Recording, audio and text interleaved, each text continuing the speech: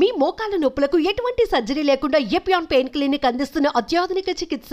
రోజు రోజుకు మానవత్వం మంటగలిసిపోతోంది. కట్టుకున్న భార్యనే అత్యంత కిరాతకంగా హత్య చేసి అది సరిపోదన్నట్టు భార్య శవాన్ని కూడా మాయం చేశాడు ఒక కిరాతకుడు. ఈ ఘోరం ఎక్కడో కాదు, జిల్లెలగూడలో ఉన్నటువంటి న్యూ వెంకటేశ్వర కాలనీలో జరిగింది. పైగా అతను ఎక్స్ ఆర్మీ, అంటే గతంలో ఆర్మీలో పనిచేసినటువంటి వ్యక్తి. ఇప్పుడు డిఆర్డిఓలో సెక్యూరిటీ గార్డ్ గా వర్క్ చేస్తున్నాడు. గురుమూర్తి పేరు. నిజానికి ప్రకాశం జిల్లాకు సంబంధించినటువంటి వాళ్ళు వీళ్ళు. ప్రకాశం జిల్లాలో నుంచి తర్వాత ఇక్కడికి వచ్చేసి వాళ్ళు గత కొంతకాలంగా 13 ఏళ్ల క్రితం మాధవితోటి ఈ గురుమూర్తికి పెళ్ళయింది. 2 పిల్లలు కూడా ఉన్నారు. దారుణంగా ఆమె మీద కేవలం అనుమానంతో హేయమైనటువంటి చర్య ఇది. దారుణంగా చంపినటువంటి పరిస్థితి. చంపిందే కాదు, శవాన్ని కూడా మాయం చేశాడు. ఆ మాయం చేసి ఎంత ఘోరంగా అంటే, చంపిన తర్వాత ఆమెను ముక్కలుగా కోసి ఆ ముక్కల్ని వేడి నీళ్ళల్లో ఉడకబెట్టి మళ్ళీ వాటిని ఎండబెట్టి పౌడర్ చేసి బకెట్లో కలిపి పక్కనే ఉన్నటువంటి జిల్లెలగూడ చెరువులో కలిపేశాడనమాట. ఇంత దారుణం అంటే, అసలు ఒకవేళ నచ్చకపోతే, ఇష్టం లేకపోతే వదిలేయొచ్చు, ఆమె పాటికి ఆమెని ఉండనియొచ్చు, ఇతని పాటికి ఇతను ఉండొచ్చు. 2 పిల్లలు ఉన్న తర్వాత కూడా 13 ఏళ్ళు కాపురం చేసిన తర్వాత భార్య మీద అనుమానంతో కేవలం ఇంత ఘోరంగా చంపి, పైగా పోలీసుల దగ్గర చంపాను, ఎవిడెన్స్ లేదు కదా, రేపు పొద్దున కోర్టులో చూసుకుందామని చెప్పేసి మాట్లాడుతున్నాడు. అంటే ఎంత ధైర్యము! అసలు ఎందుకు ఇంత దారుణంగా సొంత భార్యని చంపి ఇంత హేయమైన చర్యలకు ఎందుకు పాల్పడుతున్నారు అసలు?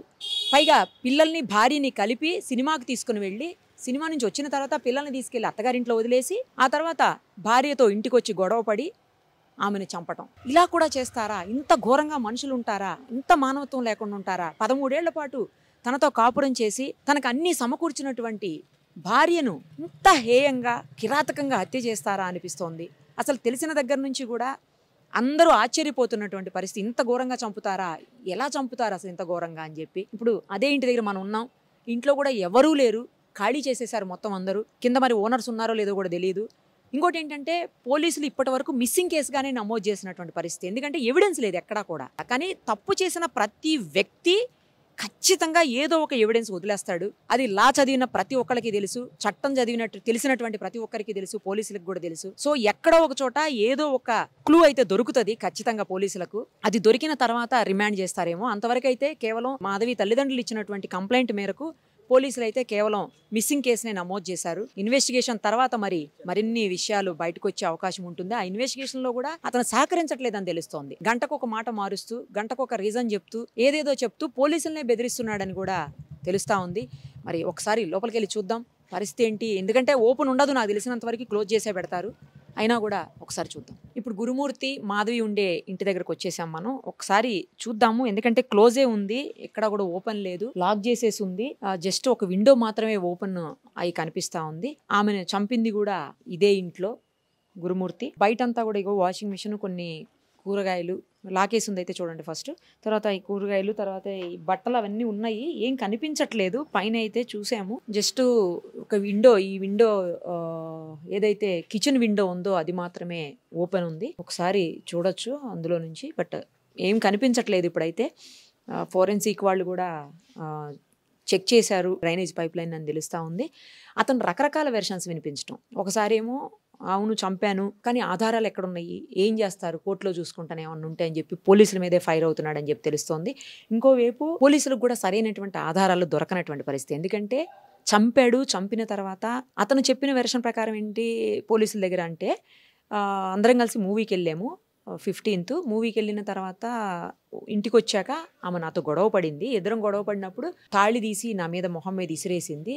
ఆ కోపంలోనే నేను ఆమెను గోడకేసి కొట్టినప్పుడు ఆమె కింద పడిపోయింది. స్పృహ తప్పి పడిపోయింది అనుకున్నా కానీ చనిపోయింది అనుకోలేదు. కానీ చనిపోయింది. ఎట్లయినా శవాన్ని మాయం చేయాలి అని చెప్పి డిసైడ్ అయ్యి నేను ఆమెను ముక్కలుగా కట్ చేసేసి, మెత్తటి పార్ట్స్ ఏవైతే ఉంటాయో అవన్నీ కూడా కట్ చేసి, ఆ తర్వాత వాష్రూమ్లోకి తీసుకెళ్ళి అక్కడ గీజర్ ఆన్ చేసి ఆ హాట్ వాటర్లో ఆమె పార్ట్స్ వేసి ఆ తర్వాత ఒక 6 hours అట్లానే వదిలేసి, అవి డ్రై అయిపోయాక తీసుకొచ్చి పౌడర్ లాగా చేసి, వాటిని చిన్న చిన్న పీసులు చేసి పౌడర్ లాగా చేసి తీసుకుపోయి జిల్లెలగూడ చెరువులో వేశాను అని అతను చెప్పటం. కానీ ఆధారాలు ఏమున్నాయి, నేను చంపాను అని చెప్పాడని చెప్తున్నారు. బట్ ఏది అనేది కూడా స్పష్టత అయితే లేదు ఇప్పటి వరకు. ఏం జరిగింది, ఎలా చనిపోయింది ఆవిడ, ఆ చనిపోయిన తర్వాత ఆమె బాడీని ఏం చేశాడు అనేది అయితే, ఎందుకంటే గంటకు ఒక మాట చెప్తున్నాడని చెప్పి పోలీసులు కూడా అంటా ఉన్నటువంటి సిచ్యుయేషన్ ఉంది. కానీ అత్యంత దారుణమైన హేయమైనటువంటి చర్య ఇది. ఒకవేళ ఇష్టం లేకపోతే ఆమె మీద నిజంగా అనుమానం అనేది ఉంటే వదిలేయచ్చు, డైవర్స్ తీసుకోవచ్చు, లేదంటే అతను బ్రతికేది అతను బతకొచ్చు, ఆమె పాటికి ఆమె వదిలేయచ్చు. ఇద్దరు చిన్న పిల్లలు ఉన్నారు.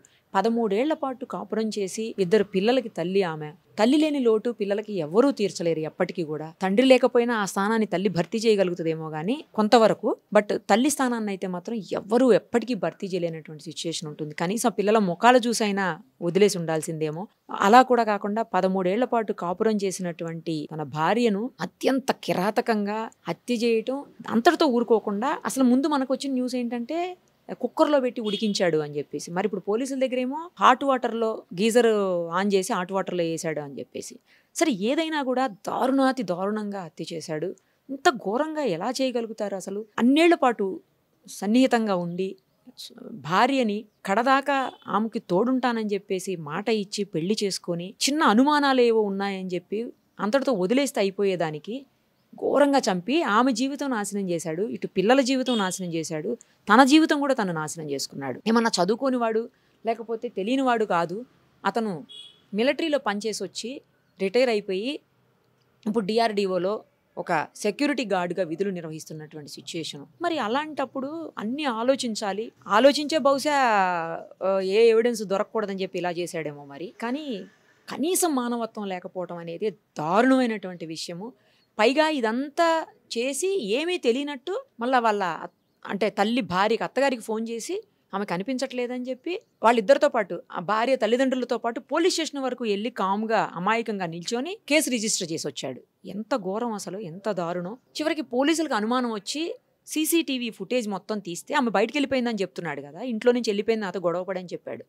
సో ఆ సీసీటీవీ ఫుటేజ్ తీసినప్పుడు మొత్తం మ్యాటర్ అంతా బయటకు వచ్చింది. అసలు ఆమె ఇంట్లో నుంచి బయటికి వెళ్ళినటువంటి సిచ్యుయేషన్ లేదు. సో ఏమైంది ఎలా అయిందని అప్పుడు అదుపులోకి తీసుకుని క్వశ్చన్ చేస్తే మొత్తం విషయాలన్నీ బయటకు వచ్చాయి. ఇది కఠినమైనటువంటి శిక్ష వేయాలి. ఎన్ని చట్టాలు ఉన్నాయి మనకు, ఎంత కఠినమైనటువంటి శిక్షలు ఉన్నాయో. కానీ సత్వరం ఆమె అయితే తిరిగి రాదు. ఆమె పిల్లలకి ఆమె కుటుంబానికి తల్లిదండ్రులకి మాత్రమే న్యాయం చేయాల్సినటువంటి పరిస్థితి ఉంటుంది. ఎప్పటికీ ఇలాంటివన్నీ ఆగుతాయో అర్థం కాదు. ఇన్నేళ్ల పాటు కలిసి ఉన్న తర్వాత కూడా తన భార్యని తానే ఇంత ఘోరంగా కిరాతకంగా అసలు మానవత్వం అనేది లేకుండా హత్య చేసి ఆ తర్వాత ముక్కలు చేసి తర్వాత ఆ బోన్స్ అన్నిటిని పౌడర్ని చేసి ఇంత ఘోరంగా చేయాల్సిన అవసరం ఉందా? అసలు ఎందుకు ఇంత కక్ష ఉంటుందా మనుషుల మీద? తన సొంత మనుషుల మీదనే. వాళ్ళు ఉంటే వదిలేయచ్చు, తన పాటికి తనని బతకనిస్తే అయిపోయేది, అతని పాటికి అతను బతికితే అయిపోయేది. ఏంటి ఘోరం అసలు? ఖచ్చితంగా 100% తప్పు చేసిన వాడికి శిక్ష పడే తీరాలి. అది కూడా కఠినమైన శిక్ష, సత్వరం పడాల్సినటువంటి అవసరం అయితే కనిపిస్తూ ఉంది. ప్రస్తుతం మనతో పాటు మీరుపేట పోలీస్ స్టేషన్ దగ్గర ఉన్నారు హ్యూమన్ రైట్స్ సంబంధించిన వాళ్ళు, అలాగే పలు మహిళా సంఘాల వాళ్ళు. ఒక్కసారి ఈ మాధవి విషయంలో వాళ్ళు ఏం చెప్తారో చూద్దాం. అమ్మ, జరిగినటువంటి దారుణమైన సంఘటన, భార్యని అత్యంత కిరాతకంగా చంపటమే కాకుండా శవాన్ని కూడా మాయం చేయటం, పైగా పోలీసులు కూడా బెదిరిస్తున్నట్టు తెలుస్తోంది. ఏం చేస్తారు, కోర్టులో చూసుకుంటాను, ఎవిడెన్స్ ఏముంది అని అడుగుతున్నాడంట. రకరకాలుగా గంటకు ఒక మాట చెప్తున్నాడని చెప్తున్నారు. ఇంత దారుణంగా ఒకవేళ నచ్చకపోతే ఆమె మీద అనుమానం ఉంటే వదిలేయొచ్చు, దూరంగా ఉండొచ్చు, రకరకాల మార్గాలు ఉన్నాయి. కానీ ఇంత హేయమైన కిరాతకమైన చర్యకు పాల్పడాల్సిన అవసరం ఉందా? ఈ రోజున ఒకటి చెప్పాలంటే అమ్మ, సమాజంలో మహిళలకు కానీ స్త్రీలకు కానీ రక్షణ లేకుండా పోయింది. భార్యని అంత దారుణంగా 72 ముక్కలు చేసి చంపిండంటే అలాంటి వ్యక్తిని క్షమించడానికి వీలు లేదు. ఏం చేసుకోపోండి అని మాట్లాడుతున్నారు చూడండి. ఇది ఇంకా ఖండించాల్సిన విషయం. కనీసం 2 పిల్లల తల్లి, ఒక ఆర్మీలో పనిచేసి వచ్చిన వ్యక్తి విచక్షణ జ్ఞానాన్ని కోల్పోయి నా భార్య 2 పిల్లలు ఉన్నారనే కామన్ సెన్స్ కూడా లేకుండా భార్యని అంత దారుణంగా 72 ముక్కలు చేసి నరికి మళ్ళా కుక్కర్లో పెట్టి ఉడకబెట్టి ఎండబెట్టి దాన్ని పొడి చేసి నదిలో కలిపొచ్చిన సంఘటన అసలు ఇట్లా మనసుని కవలించేస్తుంది. మామూలు విషయం కాదండి ఇది. వాడికి మాత్రం ఎట్టి పరిస్థితుల్లో ఇమ్మీడియట్ శిక్ష పడాలి. ఏ ఆర్మీలో చేసిరాని, ఎక్కడైనా చేసిరాని, ఆర్మీలో చేసి వచ్చిన వ్యక్తికి ఇంకా ఎంత ఉండాలి, స్త్రీల పట్ల గౌరవం ఉండాలి, ఒక బాధ్యత ఉండాలి. ఆ బాధ్యత లేకుండా, భార్య అనేది ఇది లేకుండా, ఒక ఆడమనిషి అనే కనీస జ్ఞానం లేకుండా బిహేవ్ చేసిన ఆ వ్యక్తికి ప్రభుత్వము, చట్టము, జడ్జి గారు ఇమ్మీడియట్లీ శిక్ష పడాలి. కాలయాపన చేయకుండా బెయిల్ తీసుకునే అవకాశం ఉంటుంది. ఈ కేసులో బెయిల్ కూడా రావద్దు. బెయిల్ రాకుండా జైల్లో పెట్టి కాలయాపన చేయొద్దు. ఇమ్మీడియట్లీ సిట్టింగ్ జడ్జి ద్వారా ఇమ్మీడియట్లీ జడ్జి గారికి నేను కోర్టు వారికి డిపార్ట్మెంట్లకు ఒకటే చేత దండం పెడుతున్నా. ఇమ్మీడియట్లీ అలాంటి వాడికి శిక్ష పడాలయ్యా. ఆ బాధ ఆ తల్లి ప్రాణం పోయేటప్పుడు పడ్డ బాధ వాడికి కూడా తెలవాలి. ఇంకొక మగ మనిషి ఎవరైనా సరే ఆడవాళ్ళని శిక్షించాలన్నా, ఆడవాళ్ళ మీద అగత్యాలు చేయాలి అన్నా వాళ్ళు ఇట్లా ఉలిక్కి పడేటట్టు ఉండాలి. ఆడవాళ్ళ జోలికి రావాలన్నా, స్త్రీల పిల్లలు పసిపిల్లల జోలి మొన్ననే రీసెంట్గా ఒక వారం కాలేదమ్మా ఇబ్రహీంపట్నంలో ఒక చిన్న సంఘటన చోటు చేసుకుంది. సొంతం బాబాయే అన్న కూతుర్ని దారుణం చేయడం జరిగింది. 13 ఏళ్ల మైనారిటీ బాలికం చేయడం జరిగింది. అది మర్చిపోతున్నామో లేదు, మర్చిపోను కూడా మర్చిపోలేదమ్మా. జస్ట్ ఇది జరిగి ఒక వారం రోజులు అయింది. ఇంతలోనే ఇది వెలుగులోకి వచ్చేసరికి హృదయం ఇట్లా కవలించి భయంకరమైన బాధ, చెప్పుకోలేని బాధ ఇది. కాబట్టి స్త్రీలకి ఇలాంటి జరగకుండా చట్టము గవర్నమెంట్ ముందుకొచ్చి వాడికి మాత్రం బెయిల్ రావద్దు. ఎలాంటి పరిశ్రమ తప్పించుకోవడానికి వీల్లేదు. చట్టం నుంచి ఇమ్మీడియట్లీ శిక్ష పడాలి. వాడికి కఠినమైన శిక్ష. ఇట్లా జనాలు చూస్తుంటే ఇంకొక మగవాడు ఆడదాని మీద మర్డర్ చేయాలని ఆలోచన వచ్చినా, ఆడదాన్ని అఘాత్యం చేయాలని చిన్న థాట్ వచ్చినా కూడా ఇట్లా భయపడేటట్టు ఉండాలి. అలాంటి శిక్ష వేయాలని నేను గవర్నమెంట్ని చేతులు దండం పెడుతున్నాను. అట్లాంటి శిక్ష వేసి జనానికి ఇట్లా కళ్ళు తెప్పించేటట్టు కావాలి.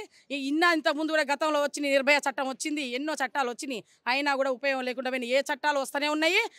ఆడవాళ్ళకి, మహిళలకి, మైనార్టీ అమ్మాయిలకి జరగాల్సిన అన్యాయం, అఘాత్యాలు, మానభంగాలు, మర్డర్లు జరుగుతూనే ఉన్నాయి.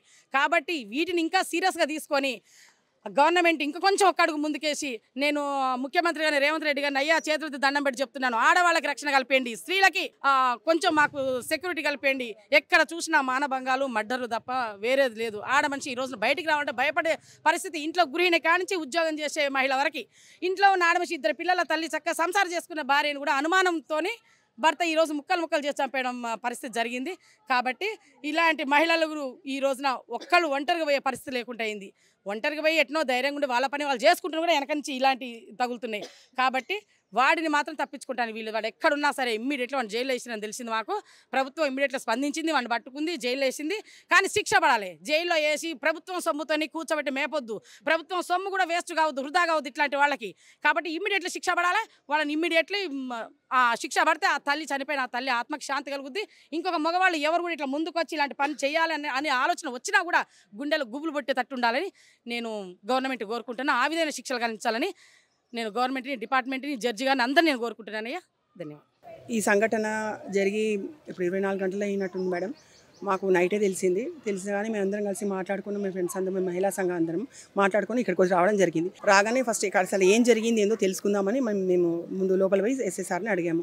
అడిగితే సార్ ఏమన్నారంటే, అమ్మ ఇంకా మాకు ఇంకే విశేషాలు ఏం తెలియదు, నాకు సిఎస్ఆర్ లేరు, బయటికి వెళ్ళారు, వస్తారు, వచ్చినాక క్లారిఫై ఏమున్నా చెప్తానమ్మా మీరు అన్నారు. అన్న తర్వాత మేము బయటకు వచ్చాము, కొందరితో మాట్లాడాము. ఏం చెప్తున్నారంటే అక్కడ ఉన్న వాళ్ళ ఏరియా వెళ్దాం అనుకుంటున్నాం మేడం. అక్కడికి అంతలోపే మీరు వచ్చారు. అక్కడ వెళ్ళి కనుక్కుందాం అసలు అమ్మాయి ఏంది, అమ్మాయి నిజమా మాట్లాడలేదా, అసలు పోనీ ఆ అమ్మాయి మంచిదా కాదా, అతను అంత కఠినంగా చంపే అవసరం ఏమొచ్చింది. ఒకవేళ సరే ఆ అమ్మాయి క్యారెక్టరే బాగాలేదే అనుకోండి, వాళ్ళ పేరెంట్స్ పిలిపి చూపించకపోయింది. అమ్మ ఇగో మీ అమ్మాయి ఇలా చేస్తుంది, నాకు వద్దు విడాకు లేకపోయింది, వదిలేసి అయిపోదు. 2 పిల్లల తల్లి అంట, ఏదో ఆమె బతుకు. కానీ ఇంత కఠినంగా చంపిండంటే నాకు వాడు సైకోలాగా కొడుతుంది మేడం. వాడు మనిషి కాదు, వాడు ఒక పెద్ద సైకో. వాడు ఇప్పుడు ఏది చేసేటంటే వాడిని ఇంకా గాలికి ఇచ్చిపెడితే ఇంక ఇలాంటి ఎన్నో దారుణాలు చేసే అవకాశాలు ఉన్నాయి. కాబట్టి వానికి ఖచ్చితంగా వానికి శిక్షించాల్సిందే. అమ్మాయికి ఎలా జరిగిందో సాయం అలా శిక్ష మనకి ఇస్తేనే కరెక్ట్ న్యాయం జరిగినట్టు నేను అనుకుంటున్నాను మేడం. ఒక స్త్రీగా ఒక అమ్మాయికి జరిగిన సంఘటన ఎలా జరిగిందో సేమ్ అతను కూడా అలాంటి శిక్ష చేస్తేనే అప్పుడు న్యాయం జరిగిందని నేను అనుకుంటున్నాను మేడం. తక్షణం ఇది జరిగింది కాబట్టి ఇమీడియట్లీ యాక్షన్ తీసుకొని నెగ్లెక్ట్ చేయకుండా, టైం వేస్ట్ చేయకుండా ఎమ్మటే వీళ్ళు ఎంక్వైరీ మొదలుపెట్టి అతన్ని మాత్రము కఠినంగా శిక్షించి ఎమ్మటే అతనికి ఉరేయాలి. ఇప్పుడు బయట దేశంలో ఏమైనా జరిగింది అనుకో మేడం, 1/4 సెక్షన్ షూట్ చేస్తారు కదా, ఆ జీవో తీసుకురావాలని మేము ప్రభుత్వాన్ని కోరుకుంటున్నాము. ఇక్కడ డిపార్ట్మెంట్ వాళ్ళకు కూడా ఆ జీవో చేయాలని సుప్రీంకోర్టు వాళ్ళని మేము కోరుకుంటున్నాం. లేడీస్ మీద, చిన్నారుల మీద ఎన్నో అవుతున్నాయి మేడం. జైలు ఏమవుతుంది అని వాళ్ళు చేస్తుర్రు, జైలు పోతురు, మంచి తిని ఉంటుర్రు, మేపి వదిలిపెడుతురు. వాడికి బతుకైతే ఉంది కదా. ఇప్పుడు చనిపోయిన వాళ్ళని వాళ్ళ బాధ వాళ్ళ పిల్లలు పాటిస్తారు. వాడికి ఏంది, వాడు ఇంకో ఆడది వస్తుంది, ఎవరో దిక్కుమాలిన వాళ్ళని చేసుకొని ఉంటాడు, వాడిని వాడు బతుకుతారు. పిల్లలు అన్యాయం అయిపోతారు. ఆడోళ్ళకి ఏది తోడు లేక అర్థంగా చనిపోతున్నారు మేడం. ఇది మాత్రం జీవదేవాలని మేము మహిళా సంఘాల తరఫున కోరుకుంటున్నాం. ఇది పండగ ముందు రోజు జరగడం అయిందంట. పండగ నుంచి ఆయన మభ్య పెడతానే ఉన్నాడు, ఇటు పోలీసుల్ని, అటు కుటుంబంలో ఉన్న వ్యక్తుల్ని అందరినీ. మళ్ళీ ఏమీ తెలియనట్టు వచ్చి నా భార్య కనిపించట్లేదని చెప్పి మిస్సింగ్ మిస్సింగ్ కేసు కింద దీన్ని చిత్రీకరించడం అయింది. మళ్ళీ ఇప్పుడు పోలీసులు కూడా మేము ఇక్కడికి వెంటనే ఈ విషయం తెలుసుకున్న వెంటనే మీర్పేట పిఎస్కి మేము రావడం జరిగింది. ఇక్కడికి వచ్చి పోలీసుల్ని అడగటం జరిగింది. లోపల ఎస్ఐ గారు ఉన్నారు. సార్ ఏమైంది సార్ అంటే మిస్సింగ్ కేసు కిందే ఉందమ్మా, ఇంకా ఏమీ దీని గురించి మేము ఆలోచించలేదు, అది ఏం జరుగుతుందో అనేది మొత్తం సిఐ సార్కే తెలుసు అని చెప్పారు. సిఐ గారి కోసం వెయిట్ చేస్తూ ఉన్నాము.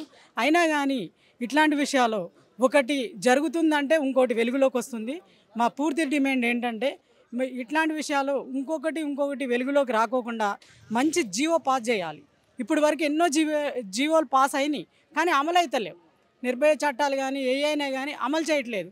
ఇప్పుడు ఈ సంఘటన నిన్నగాక మొన్న చెల్లి వాళ్ళు చెప్పారు, తుర్కెంజాల్లో సొంత బాబాయ్, తర్వాత మొన్న ఒక పాపని బీటెక్ పాపని, ఇట్లా రోజుకు ఒక 2-3 అయినా జరుగుతూ ఉన్నాయి. మన రాష్ట్రం నలుమూలలంగా కావచ్చు, దేశవ్యాప్తంగా కావచ్చు, పిల్లలు ఏదో ఒక రకంగా ఇంకా కిందకి దిగజారిపోతూనే చంపేస్తానే ఉంటున్నారు. మగవాళ్ళ ఆధిపత్యం ఎక్కువైపోతుంది.